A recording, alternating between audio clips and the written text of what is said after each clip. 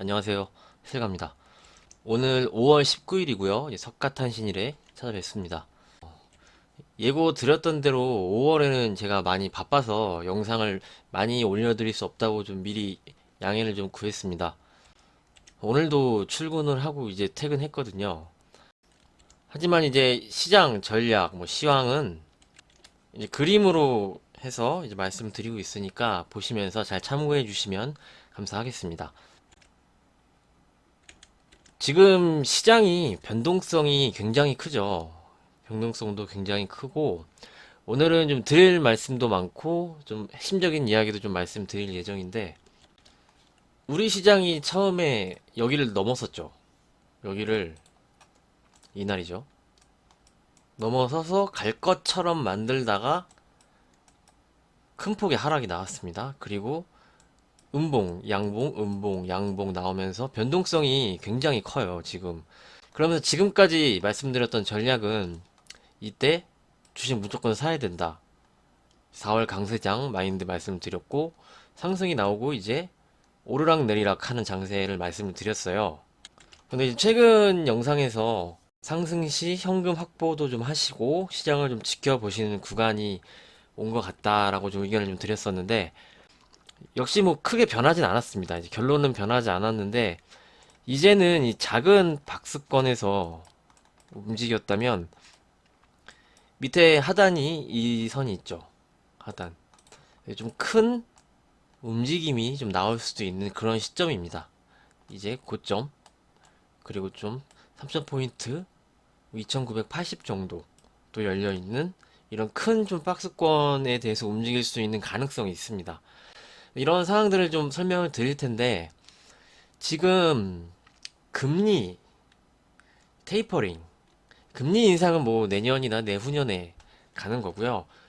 테이퍼링은 이제 금리 인상이 아니죠. 테이퍼링은 돈을 막 풀고 있는데 그거를 이제 줄이는 겁니다. 돈 풀고 있는 걸 점점 줄여가면서 돈 푸는 것을 이제 끝내는 거죠.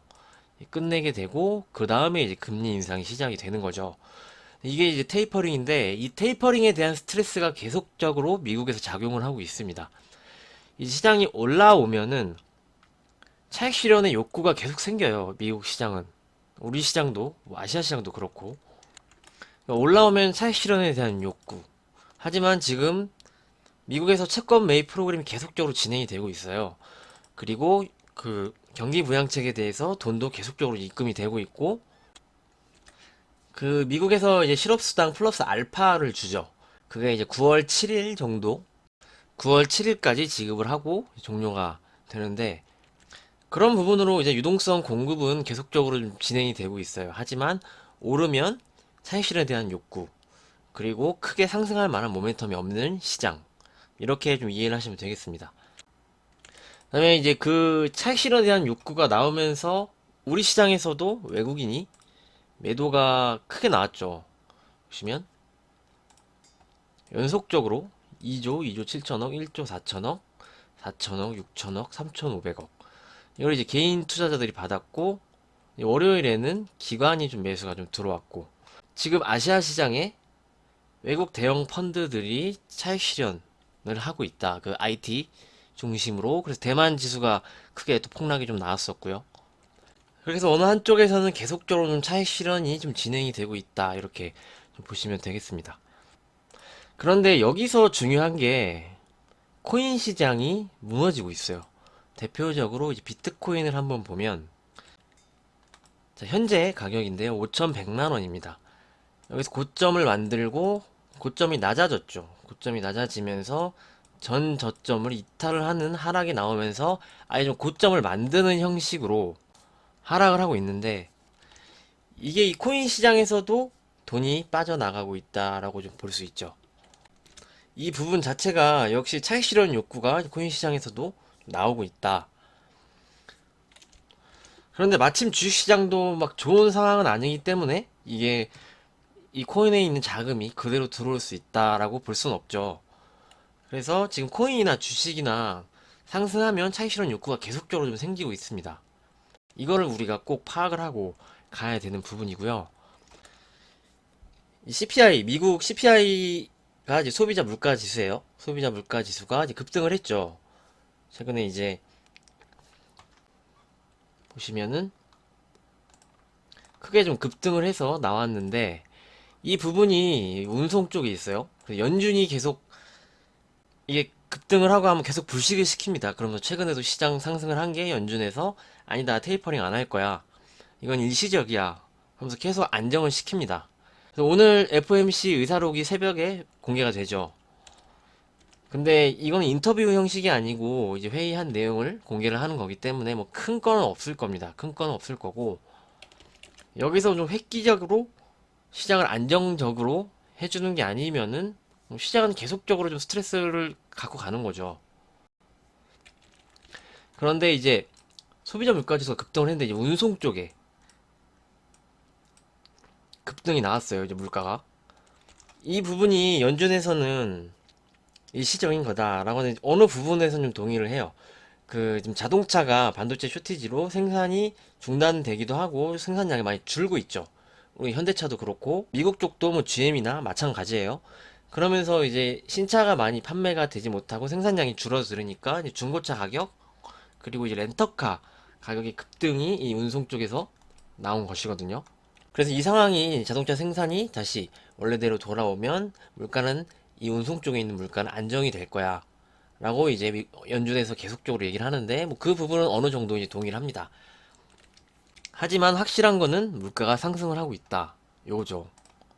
물가가 상승을 하고 있다. 그러면은 시장은 또 스트레스를 받고 또 차익 실현 욕구가 생기고 이게 지금 반복적으로 나올 가능성이 있다. 이렇게 말씀을 드리도록 하겠습니다. 그러니까 이게 그런 거죠.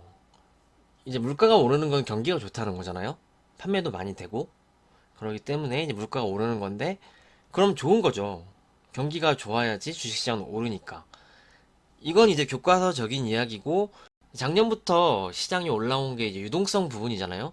화폐 가치가 하락을 하면서 자산 가치가 올라가고 원자재 가격 이러면서 이제 주식시장이 상승을 하게 된 거죠. 그렇기 때문에 이 물가가 계속적으로 상승을 하면 이제 인플레이션이 계속 오면 하이퍼 인플레이션이 올 거 아니에요. 돈을 계속적으로 풀면 화폐 가치가 더 크게 하락을 할 수 있으니까.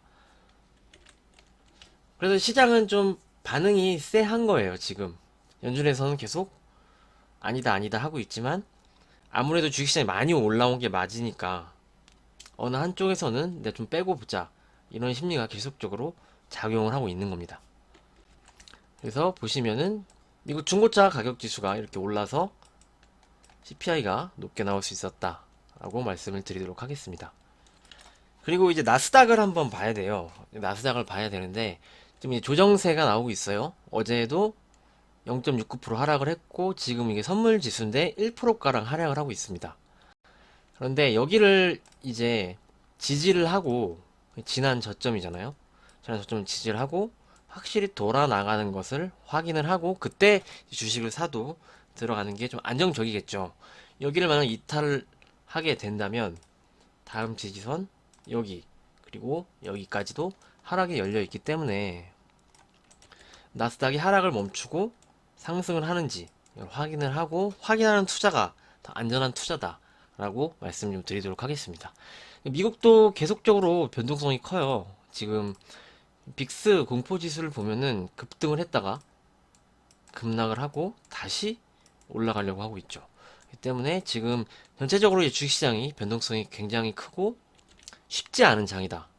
이런 장일수록 내가 어느 정도 현금을 확보를 해놨다면 확실히 확인을 하고 섣불리 내가 오를 거야 라고 예측하고 이제 기도하는 거죠. 그렇게 하기보다는 확인을 하고 가는 게 안정적이다. 이것도 하나의 전략입니다. 어렵고 변동성이 크고 한쪽에서는 계속 매도세가 나와요. 그러면은 좀 쉬면서 다음 구간이 어떻게 시장이 가는가, 어떻게 돌아 나가는지 이거 확인하고 들어가는 것도 하나의 전략이라고 생각을 합니다.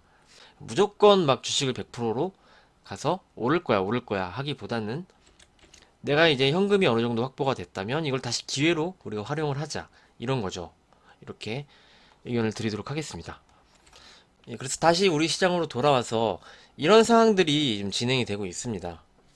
오늘 FOMC 의사록을 발표를 하는데 여기서 좀 획기적인 게 좀 나와주고 시장을 돌릴 만한 호재가 나오게 된다면 시장은 돌아 나갈 수가 있어요. 하지만 그런 게 아니고 그냥 지난 얘기 반복. 괜찮다. 아니야. 지금 안 해. 뭐 이런 식으로 계속했던 뉘앙스가 나오게 되면 시장은 뭐 크게 받아들이지 않을 수가 있습니다. 그렇기 때문에 우리 시장 전략이 이젠 작은 박스권을 최근에 봤다면 좀 크게 열어놓고 이런 밴드에서 움직일 가능성이 있으니까 크게 하락을 하면은 그때 뭐 저가 매수가 좀 들어가겠지만 오른다 하면은 어느 정도 내가 이익을 확정 짓고 좀 챙겨 주시고 다음 구간을 보는 게 좀 현명하지 않을까 이렇게 좀 생각을 합니다.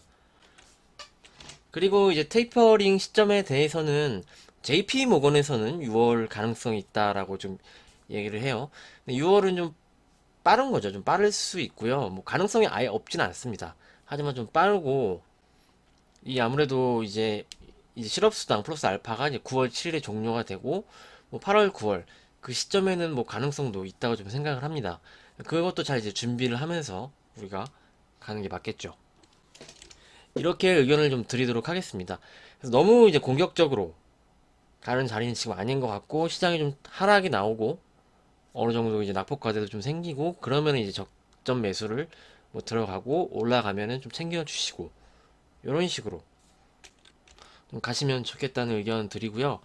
밴드도 이제 좀 크게 좀 열려 있는 상태고 코인 시장이 하락을 하고 금값을 보시면 금이 이제 상승을 하고 있어요. 다시 금 이런 실물 자산으로 돈이 좀 흘러가는 모습도 나오고 있습니다.